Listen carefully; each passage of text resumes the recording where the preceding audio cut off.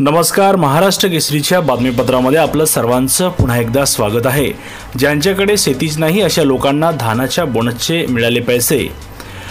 भंडारा जिल्ह्याच्या लाखनी तालुक्यातील ग्राम पिंपळगाव सडक येथील दी सहकारी संस्था पिंपळगाव यांनी लाखो रुपयाचा घोटाळा केला आहे। दी सहकारी संस्था पिंपळगाव हे अ गटातील धान खरेदी केंद्र आहे। 2023-24 हंगामात शासनाने सरसकट हेक्टरी 20,000 रुपये बोनस जाहीर केला।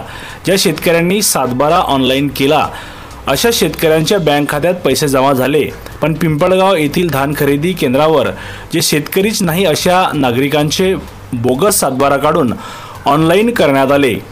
त्या बोगस शेतकऱ्यांच्या नावावर बोनसची रक्कम सुद्धा जमा झाली आहे।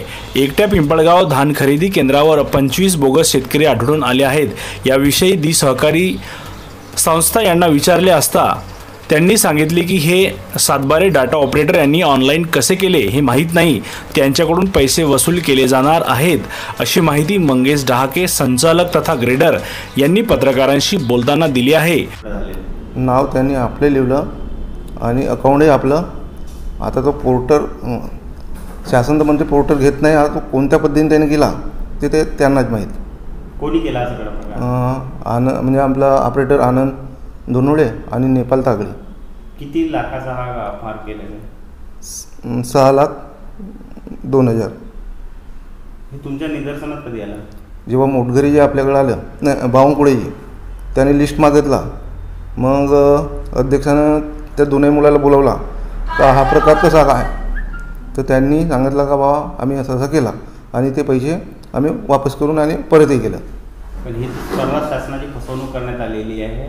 तुम्ही काय पुढची कारवाई केली? तुम्ही तक्रार वगैरे दिली आहे? DMLची माहिती दिली? नाही, माहिती दिली आहे DML म्हणजे तोंडी अध्यक्षांनी दिले। ते कशी माहिती दिली का असा प्रकार झाला आहे म्हणून बोनसचा? पण तुम्ही तक्रार काय नाही दिला, फसवणूक झाली ना, पण उद्या जाऊन तुमच्या संस्थेवरही कारवाई होऊ शकते। हे काम संस्थेने केलं, जरी ऑपरेटर कोणी असलं पण काम संस्थेचं आहे, संस्थेने एक ऑनलाईन केलेलं आहे। काय सांगा? आता त्याच्यावर विश्वास ठेवून आता संस्थेने त्याला काम नव्हतं म्हणजे आपण 2-2 मुलं ठेवलं ते ऑनलाईनसाठी।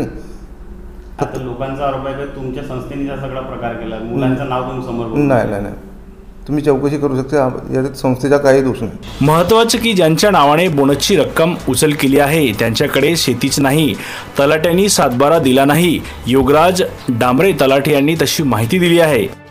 हे जे आपण यादी दिलेली आहे 6 लोकांची मौजा मोगरा येथील योगराज आत्माराम तागडे, नेपाल योगराज तागडे, गीता योगराज तागडे, सोपान पतिराम वनवे, दीपाली सोपान वनवे, संदीप चिंतामण राऊत असे हे 6 लोक मोगरा येथील रहिवासी आहेत, परंतु यांच्या नावाने कोणत्याही प्रकारची शेती नाही आणि शेती नसल्यामुळे त्यांच्या नावाने 7/12 आमच्या रेकॉर्डला उपलब्ध नाही। मग डुप्लिकेट 7/12 आलेच कुठून हा संशोधनाचा विषय आहे। वेगवेगळ्या गावातील अनेक शेतकऱ्यांच्या नावाने पैशाची उचल झाली आहे।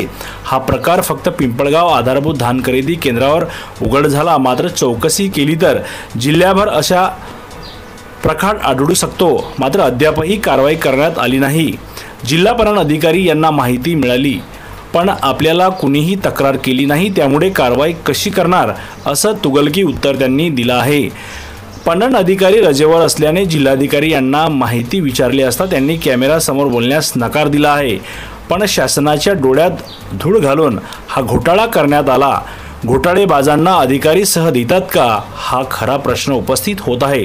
त्यामुळे जिल्हाधिकारी पणन अधिकारी यांच्या आशीर्वादाने बोगस शेतकरी दाखवून शासनाला लुटण्याचा प्रकार तर होत नाही ना, असा प्रश्न या निमित्ताने उपस्थित होत आहे। पाहत रहा महाराष्ट्र केसरी न्यूज।